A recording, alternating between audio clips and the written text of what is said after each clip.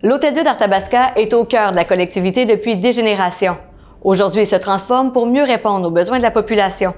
Un chantier d'envergure est en cours, alentour et à l'intérieur des murs. Mais derrière ceux-ci, une priorité demeure, la sécurité. Aujourd'hui, dans le cadre de cette émission spéciale, on vous présente les actions qui sont posées pour assurer la sécurité des usagers et du personnel pendant qu'on façonne l'hôpital de demain.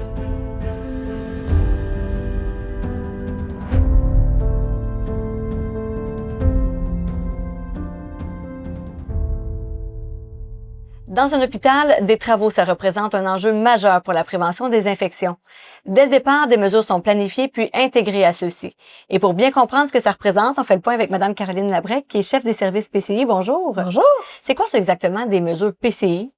Mais c'est toutes les mesures qu'on met en place dans un hôpital pour réduire la transmission des infections auprès de la clientèle. On sait que la clientèle qui vient dans nos hôpitaux, qui sont hébergés, qui consultent, n'ont pas un état de santé optimal, donc sont plus vulnérables à attraper, à développer des infections. Donc, la PCI, dans le fond, c'est tout ce qu'on met autour de ça pour réduire le risque de transmission dans nos milieux. PCI, c'est protection, contrôle des infections. C'est prévention et contrôle des infections. Donc, on agit en prévention, donc avant pour réduire tous les risques avant d'avoir l'infection, mais une fois qu'il y a des infections dans notre hôpital, exemple lors d'éclosion de grippe, là, on va mettre les mesures de contrôle pour limiter la transmission de ce virus ou de cette bactérie-là. C'est les fameux habits jaunes qu'on peut voir dans certains secteurs de l'hôpital, par exemple. Ça comprend beaucoup de mesures. Ça comprend, entre autres, là, tout ce qui est lavage de mains, port de l'équipement de protection individuelle pour les employés et pour les visiteurs. Tout ce qui est aussi adaptation de l'environnement pour désinfection, vraiment pour limiter la transmission, là, tout ce qui est désinfection au niveau des matériaux utilisés, c'est quand même assez large comme secteur de pratique. Et il y en a beaucoup, justement, de la prévention. On l'a vu, je pense, davantage lors de la période de la COVID. Mais en quoi, lorsqu'il y a un chantier de construction, il faut rajouter une couche de mesures supplémentaires?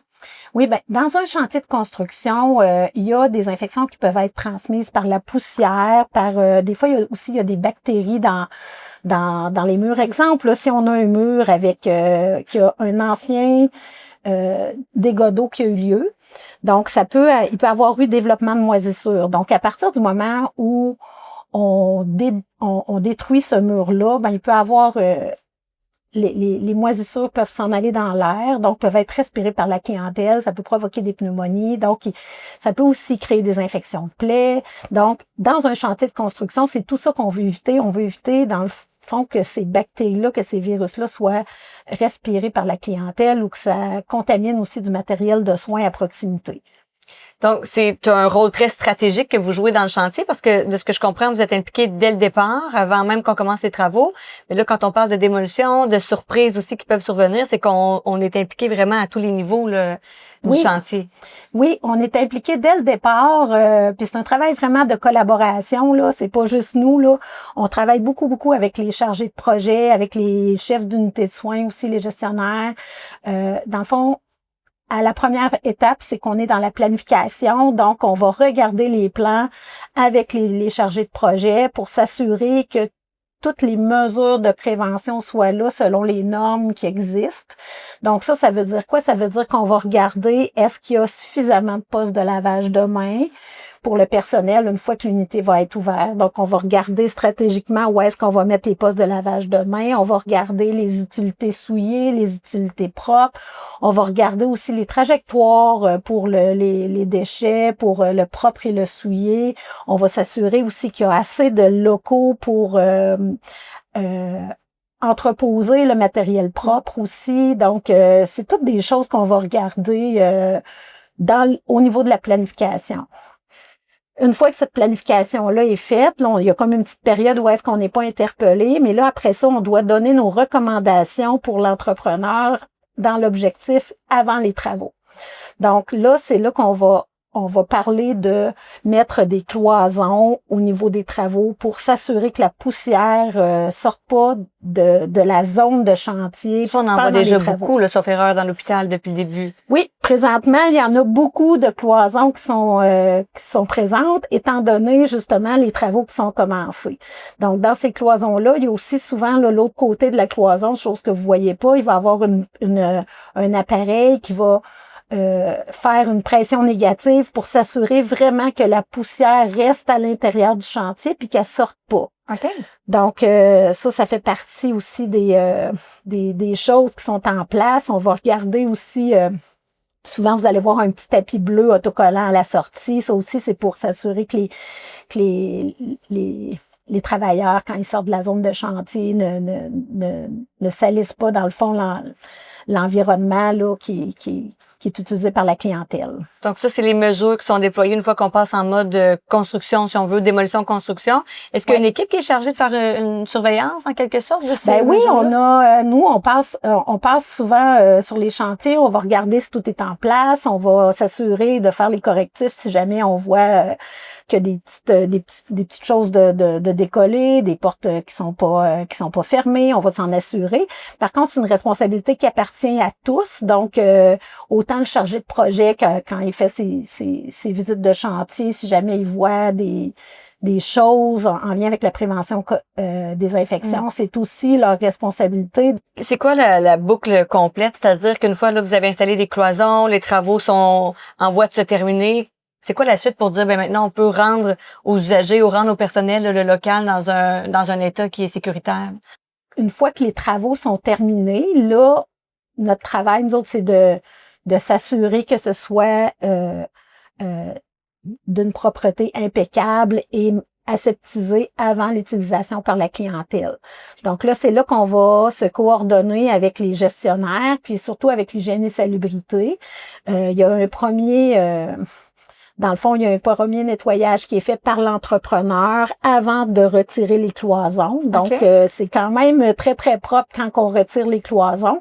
Mais avant l'utilisation par la clientèle, il y a un passage de fait par nos équipes d'hygiène et salubrité pour s'assurer d'une propreté impeccable et que ce soit désinfecté aussi avec les produits hospitaliers. Que ça respecte tous vos protocoles aussi, j'imagine. Exactement. Bien, merci beaucoup d'avoir démystifié tout ça avec nous aujourd'hui. Ça fait plaisir.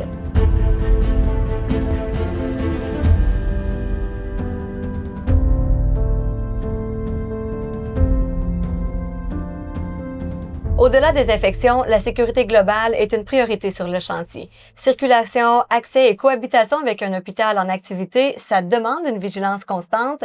Et pour bien comprendre comment on assure la sécurité tant à l'intérieur qu'à l'extérieur, on fait le point avec Madame Annie Auger, qui est technicienne en prévention des incendies. Bonjour. Bonjour. J'imagine que la prévention des incendies dans un hôpital, c'est déjà un défi assez complexe en soi. C'est complexifié, ça, avec un chantier de construction d'une telle ampleur? Déjà d'emblée, c'est un grand bâtiment. On a des usagers qui sont pas en mesure de pouvoir évacuer si jamais c'est nécessaire. Donc, on se doit d'assurer leur sécurité. Avec le chantier, on a de l'aide. Du côté de l'entrepreneur, on a un coordonnateur en santé et sécurité, puis un représentant santé et sécurité qui sont sur place pendant la période, pendant la semaine, ce qui permet d'assurer la sécurité du chantier. De notre côté, on a l'agent de sécurité, on a un agent de sécurité qui est là 24 sur 24, qui font des rondes régulières dans l'établissement pour assurer la sécurité des gens qui sont à l'intérieur. Ils s'assurent que les voies de circulation à l'interne, là, les corridors sont bien dégagés, les issues. Ils voient aussi à ce que les extincteurs soient en place. D'autre part, moi, de mon côté, quand je suis présente, je fais également des tournées des chantiers et aussi de l'établissement. Vous devez voir, entre autres, est-ce qu'il y a des accès qui seraient plus difficilement accessibles, par exemple, en cas d'incendie, puis ça évolue probablement rapidement là, avec un chantier qui est en mouvance constamment? Tout à fait. On a une belle collaboration avec l'entrepreneur. À toutes les 2 semaines, on a une réunion de coordination avec le CIUS-MCQ, l'entrepreneur, puis il y a la Ville de Victoriaville qui s'implique beaucoup. La Ville de Victoriaville s'implique, entre autres, au niveau de la fluidité de la circulation. On a aussi les espaces de stationnement qui nous permettent de pouvoir acquérir des espaces de stationnement. étant donné que le projet majeur amène un lot d'enjeux, entre autres les espaces de stationnement, pour pouvoir faciliter autant chez les usagers que chez les employés. La Ville de Victoriaville nous a permis d'avoir dans les rues avoisinantes la levée des frais pour le 2 heures de stationnement, d'autant plus qu'ils nous ont également permis d'avoir des espaces de stationnement du côté de la bibliothèque Alcide Fleury. On a besoin d'eux, la Ville de Victoriaville, pour soit la fluidité dans le fond de la circulation. On a besoin d'eux aussi si jamais on a besoin de barrer des rues, puis la signalisation aussi pour se rediriger, pour se rendre également là où ce qu'on doit aller. D'autant plus, service incendie, on parle de sécurité, service incendie est interpellé aussi à ce moment-là dans ces réunions-là parce qu'on a besoin d'eux si jamais il se passe quelque chose. On est un bâtiment qui a besoin on a besoin de se sentir en sécurité quand on vient dans un gros bâtiment comme celui-là. Puis, le service incendie de Victoriaville se doit de coordonner leurs actions si jamais ils ont besoin de venir ici.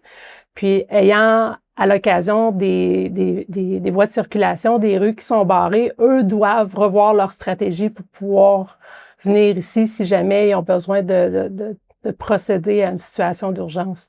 Puis c'est là où vous êtes un acteur clé parce que en étant sur le terrain, vous le voyez justement s'il y a des accès, là, je sais pas dans vos technicalités, il doit y avoir des termes par exemple pour des accès pour se brancher à l'eau, tout ça qui sont plus ou moins accessibles. Exactement. Dans le fond, il y a les siamoises. Là, présentement, du côté de la rue Laurier, il y a des siamoises qui, normalement, devraient être accessibles. Ne l'étant pas, ils ont dû relocaliser certaines siamoises à d'autres endroits pour permettre de pouvoir se brancher rapidement si jamais il y aurait un incendie ici. Donc, on parle de cette collaboration-là avec les partenaires du milieu, mais ça passe aussi par un partage d'informations. Ça, c'est névralgique là, dans la gestion de la sécurité d'un chantier comme celui-là. J'imagine qu'il y a de l'échange de données avec le service incendie, par exemple. Tout à fait. Le service incendie aussi est impliqué quand il y a des réaménagements qui se font à l'extérieur, comme une rue qui peut être barrée. Eux, ils se redirigent, ils viennent sur les lieux, ils analysent le déploiement qu'il y aurait à faire selon les situations qu'il y aurait à vivre à ce moment-là. Donc, ils vont venir faire l'analyse des lieux pour pouvoir justement procéder puis avoir une belle opération si jamais on entre en alarme incendie ici à l'hôpital. Des lieux qui étaient déjà sécuritaires, mais là, vous ajoutez, si on veut, un filet de protection supplémentaire avec le fait que d'autres font une visite, viennent vous faire part de leurs observations, des recommandations, et de part et d'autre, vous transmettez le tout. Tout à fait. Autant de notre côté, si on a des enjeux de notre côté, autant de leur côté, si on a des enjeux, on va se communiquer le tout. Et c'est ce qui fait la force du milieu et de la gestion, j'imagine, d'un chantier d'une telle ampleur? Tout à fait. Chacun des partenaires a le même objectif. On veut améliorer la condition de notre hôpital. On veut avoir un hôpital encore plus belle que ce qu'on avait déjà. On veut pouvoir offrir plus de services, des meilleurs services, avoir des plus belles installations. Puis, en même temps, on veut s'assurer que la clientèle est en sécurité, que nos employés sont en sécurité, puis que tout se déroule bien. Et merci beaucoup. Ça fait plaisir. Même en pleine transformation, une chose ne change pas. La sécurité est au cœur des priorités à l'Hôtel-Dieu d'Arthabasca.